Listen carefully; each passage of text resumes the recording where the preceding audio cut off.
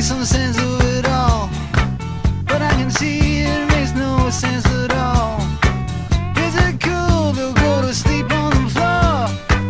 'Cause I don't think that I can take anymore. Clowns to the left of me, jokers to the right. Here I am, stuck in the middle with you. Good morning, everyone. Lots going on as usual. It is Sunday, March 8th, 2026, which is crazy. It feels like the future to me.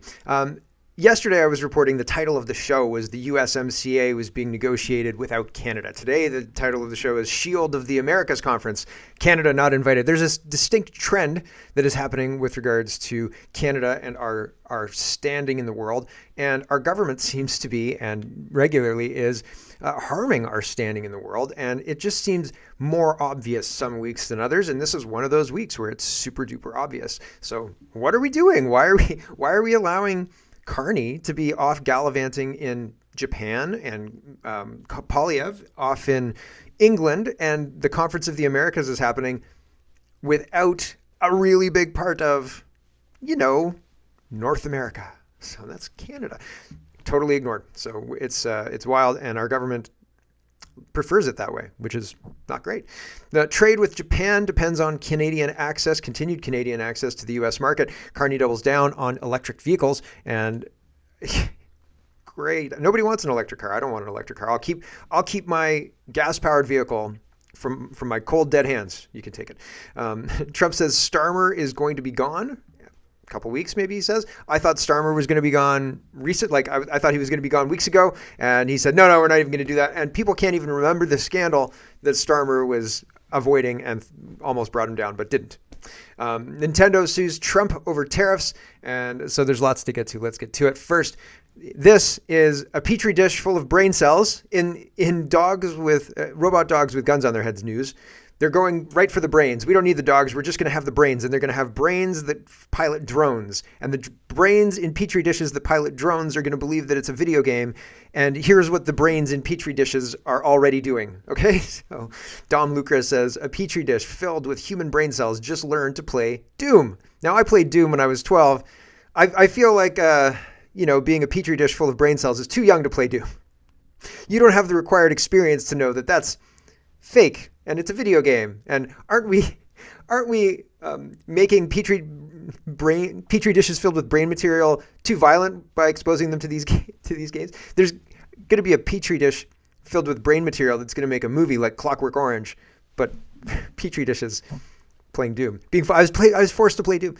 Scientists at Cortical Labs have successfully trained a cluster of approximately 200,000 living human neurons grown on a microelectroid array chip to play the classic 3D video game Doom.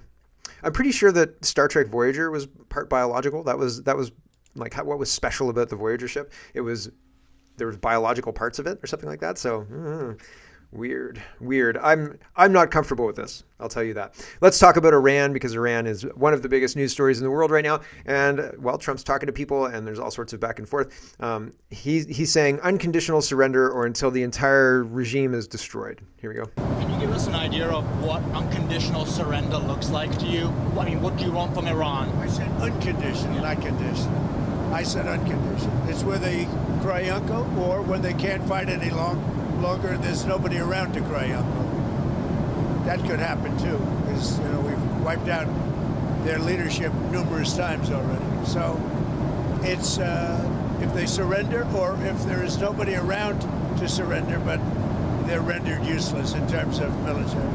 Can you give us an idea? So I don't think the military is controlled by the Iranian government at this point in time. If the leadership of the Iranian government's in disarray and been destroyed multiple times, as you just said, maybe true, maybe not. But if it is, then the military commanders over their battalions and whatever, then they assume command or whatever, right? Maybe. I don't think that the military is under a single command. I don't think that the military is under. If they are under a single command, it's not in Tehran. It's somewhere else. And so I don't know what's going on with that, but it seems like, and I'll show you later, there's threats saying the president doesn't speak for us. We're gonna hit Dubai. We're gonna hit all of these other places. We're not apologizing. We're gonna keep doing what we're doing. So And I'll show you as well, Iranians who want them to continue, want Trump and Netanyahu to continue until the job's done, basically. But I think it's all propaganda. I've even got a video of Trump saying Iranians cut off the heads of dead babies, or cut off the heads of babies. But that was the same lie they used in Iraq. So wild and crazy times. Osin Technical says, Tehran's Shoran oil depot is completely consumed by a massive blaze after Israeli airstrikes hit the facility tonight. Now, always take things with a grain of salt. However, here is news report from Iran from in front of the blown up thing. And Concerned Citizen says this is an actual news report from Tehran, Iran. فاصله خیلی نزدیکی با مکان‌های مسکونی داره، یعنی خیلی محل عبور و مرور مردم و محل اسکان و خونه‌های مردم. I think my favorite part is the guy standing in the back and the oil tankers just parked there right by the fire. Like, who's going to move them, I guess. But wow, like, what's going on here? Pretty wild and crazy stuff. Pretty crazy. And the world is crazy. Paul's crazy as well, but we'll just read what Trump says. Trump says the United Kingdom, our once great ally, maybe the greatest of them all, is finally giving serious thought to sending 2 aircraft carriers to the Middle East. That's okay, Prime Minister Starmer. We don't need them any longer. But we will remember, we don't need people that join wars after we've already won. President Donald Trump. So Canada's not joining this action or anything like that, this war or whatever. We're in Japan, glad-handing on the other side of the world and ignoring the Conference of the Americas. Sprinter says, Trump says, there must be a good reason. Now, I've seen reports flying around, 100,000 troops on the ground, and I don't know. Who knows, right? Who knows? But Trump is dispelling this rumor or confirming this rumor, depending on which way you take this. Trump says there must be a good reason for sending troops to Iran. If we do this, it will only be after we discover that the Iranian army has been completely destroyed. So we're not going there to fight. We're going there to clean up. Maybe. I don't know, man. Pretty wild and crazy stuff. Dr. Eli says, official IRGC statement, President P made a mistake saying that they won't attack neighboring countries, and our forces demonstrated his mistake. His comments were 5 hours ago, and since then, Dubai and Abu Dhabi are being struck. Ignore the president's words during the war, because the military works for themselves or for another group. And so the military is still a danger, but I don't think the leadership of Iran is. But hey, maybe I'm wrong. Andrew says Carney was the head of the Bank of Canada when the IRGC money began flooding into Canada to be laundered. Yep.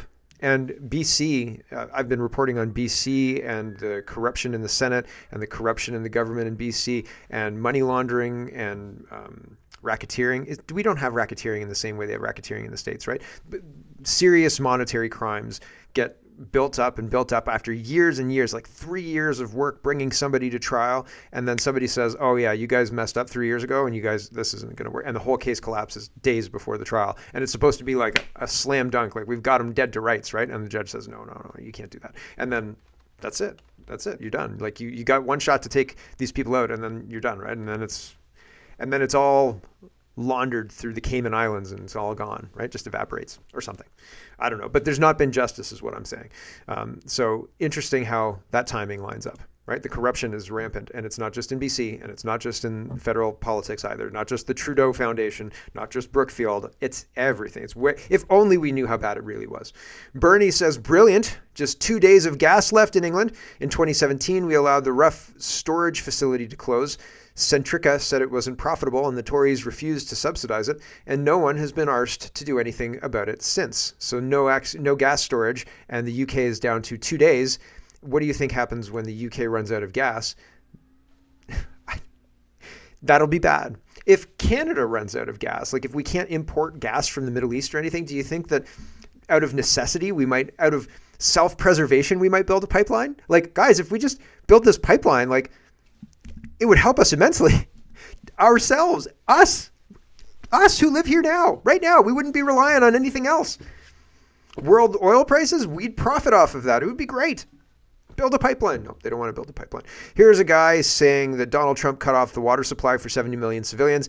Trump is asked, did you bomb a desalination plant in Iran? And he said, I don't know anything about a desalination plant. But this is the video where he's talking about how the Iranian regime on October 7th cut the heads off of babies, or maybe not on October 7th. He doesn't make that distinction, but he talks about October 7th. He talks about how they cut heads off of babies. This is both sides engage. Both sides engage in this kind of imagery. This is meant to make you emotionally react. Okay, here we go.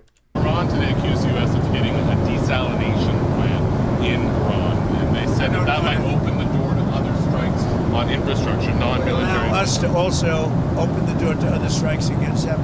Can you respond to that allegation? Did the U.S. hit the desal? Iran. They are among the most evil people ever on earth. Pivot. They cut babies' heads off. They chop women in half.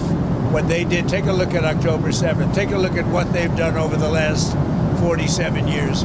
So I know nothing about a desalinization plant other than to say if they're complaining about a desalinization plant, we complain about the fact that they shouldn't be chopping babies' heads off, okay? There you go. Iran today. I just find it interesting that everybody engages in this. Everybody, like, you can hit them honestly.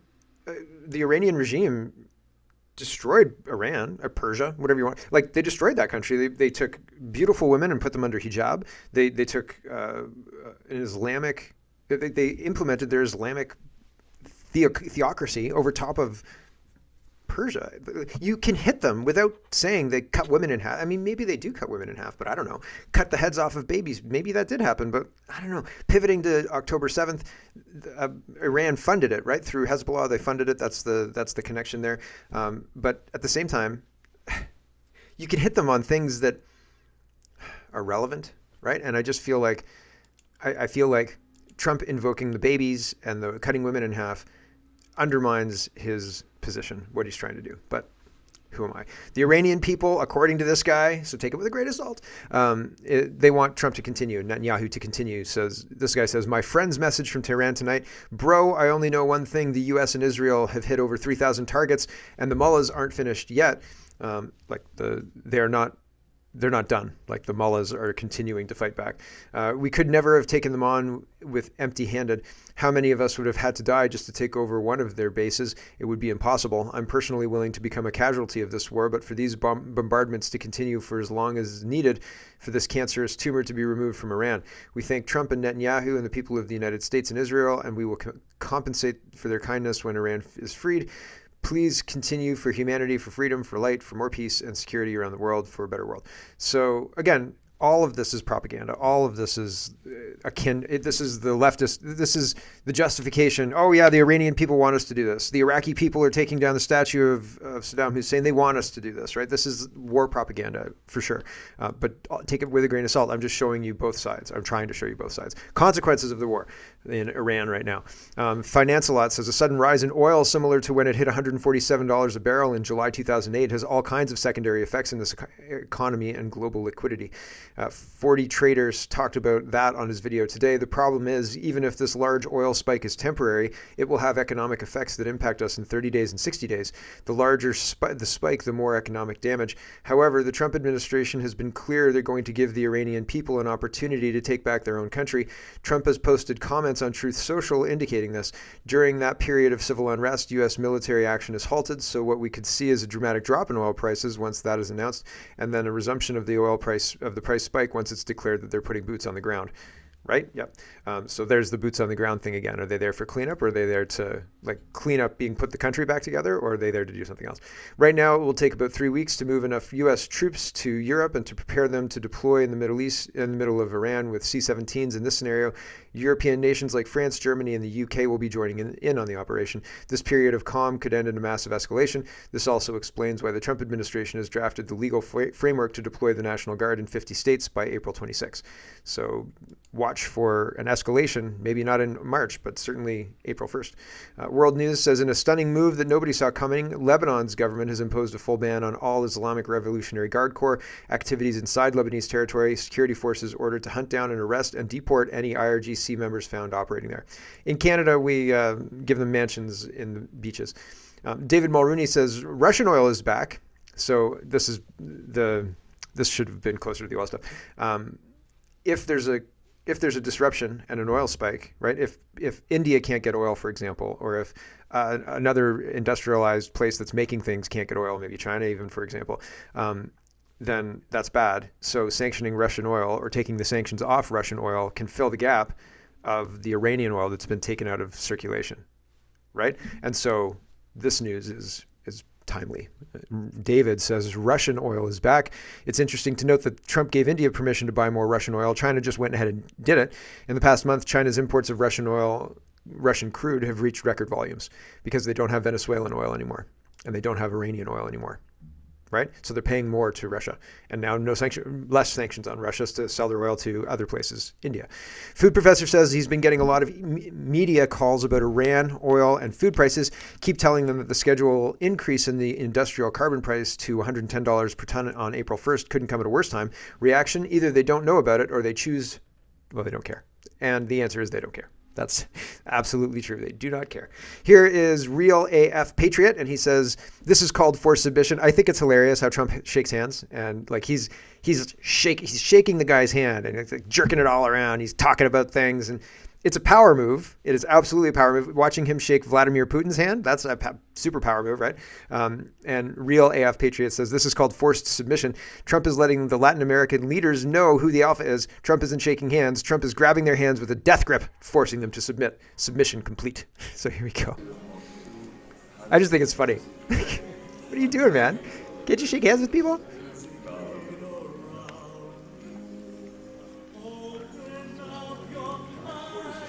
Phantom of the Opera? What?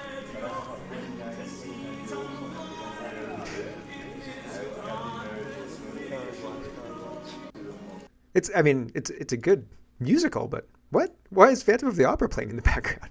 Here's Marco Rubio addressing the Conference of the Americas. He turns to Trump and says, you mind if I'm just going to speak Spanish, okay? Cool? Yeah, right. Let's do this thing. Cover in Spanish. You all right about it? Oh, good. Please. We don't need an interpreter for this one. Quiero darle las gracias. I think I'm a good interpreter. You'll find out in a second. But las gracias a los países que están aquí hoy. Estos países, primero, el presidente ha hecho esta región una prioridad en su administración. Hay muchos presidentes que han dicho que lo van a hacer. So, Marco Rubio is positioning himself for a run after Trump is done. I promise you. He's the heir apparent now. And he can speak Spanish fluently. And so that plays well to a lot of southern states these days. You understand. Right? Ripcord says, when all this is said and done, I feel bad. Oh, no, not that. Latin American leaders give President Trump a huge standing ovation as the Shield of America's event in Florida. It's been a pretty wild time, he says, but it's going well. Here we go.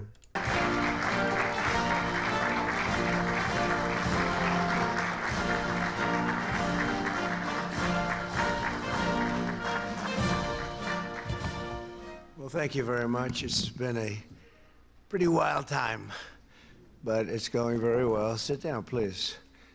And tremendous progress has been made, as you're probably seeing just by watching.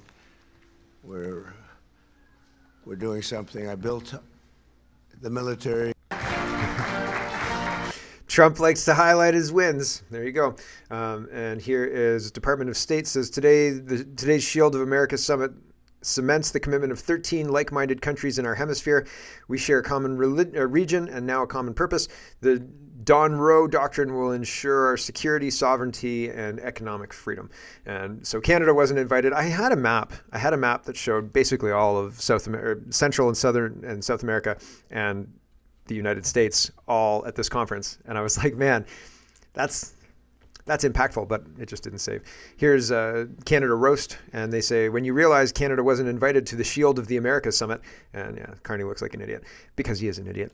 He is. He's not smart. The Real Mr. Bench says, Carney has asked if Canada should ban social media for kids under 16. Australia's moved first. The UK is debating it. Carney says Canada is lagging. So here is Carney's 15, 16, 17 seconds of nonsense. An age of majority, to put it another way, when do you get to an age and you fully participate in? I think this is something that merits an open and considered debate in Canada. I don't have a settled view on it. There are arguments in both directions. An age of majority. If you are politically opinionated and you like Donald Trump, or you think that people should be deported who don't belong here, who've broken the law to be here, or you don't think that we should put them up in hotels and things like that, if you participate in the system and you are against what the people currently in power are doing, you are a pariah. You are somebody, people in parties don't want to hear your opinion, and people will loudly tell you to stop, promise you, because I've been told to stop. But, and I mean, at the same time, like, all right, like, I'm not trying to ruin your party, but people are asking me questions, so deal with it, right? And so it's one of those situations where Karens will shut you down. It will be they will try and claim that you're not that other people don't share your opinion, but people are really just cowed because they don't want to deal with the crazy Karens. It's the same thing as the masks. People would come up to me during the height of COVID and say, "How are you walking around without a mask?" And I was like, "It's quite easy. I just don't put it on." And they just can't fathom standing up to these crazy people. And they're like, "Well, I don't believe in this either, but they're going to yell at me." And I was like, I just smile at them when they do that. And then I make fun of them because what else are they going to do? Like, what are you going to do? Hit me? Because that's going to be a bad idea, right? And if the manager comes up, I'm not going to make a problem, but I'm going to stand up for my rights. It's not a law. You can't force me to do this. I'm not going to do it. So you're going to either take my money, serve me, or kick me out. But that's going to be a problem for you. And very rarely. One time I had two managers come up to me and try to appeal to my humanity. And I laughed at them and I walked away. You just have to do it. Holy smoke. But Mark Carney as well, trying to push C9, right? And so they're going to try and censor the internet through multiple pieces of legislation as they're doing it. It's a piecemeal. They can't come out and say, we want to silence everybody who says things we don't like, because that's not constitutional. But, for the children, and online harms, and social media ban for kids, and blah, blah, blah, blah, blah. Piece by piece, they bring in this necessity for digital ID, and we don't need a digital ID. We need to get rid of these crazy communists. That's what we need. Mary says, stop Bill C9. And yeah, it's coming, man. It's coming. I hope I'm wrong about everything. Let's do our grab bag of governance. I've got to say goodbye to the stream. If you want the whole show, head over to CanadaPoly.com. If not, that's okay. I'll be around tomorrow. And we've got a kitchen table talk today. And I haven't sent the email. And I don't know if I'm going to have time to send the email. Oh my gosh, I'm going to try and desperately to send the email. It's going to be very thin. It'll be very thin. We'll just see what we talk about. Probably Iran. But yeah, we're going to do the kitchen table talk today at 1. I'm just really busy, as I have been. But that's okay. And for everybody else, we will carry on right now as soon as I stop the stream. Done and done. Done. Okay, we'll do our grab bag of governance. Chris says Mark Carney just gave $206 million below market rate loan, along with nearly $150 million in other subsidies to a wind farm connected to former Liberal MPs. Shocked, except that I'm not shocked. Things in Canada may be hard for most people, but it sure pays well to be a Liberal insider. Yay. Moose on the Loose says Mark Carney's India trip is a blatant conflict of interest scandal. As Prime Minister, he met chairman of Tata Group posting about partnerships in energy, tech, and AI on his own account. But rewind, while at Brookfield in 2020 and onward, Carney oversaw multiple massive deals with Tata. 2015, Brookfield-Tata Social Infrastructure Partnership. 2020, Brookfield investing $700 million in Tata Power Renewables. 2022, Tata Power Solar commissions 450 megawatt Raytheon solar projects for Brookfield. 2023, Brookfield and Tata investments in Nexus Malls REIT. These guys did billions in business together. This screams violation of Canada's Conflict of Interest Act, sections 4, 6, and 7. Yep. Is anybody going to do anything?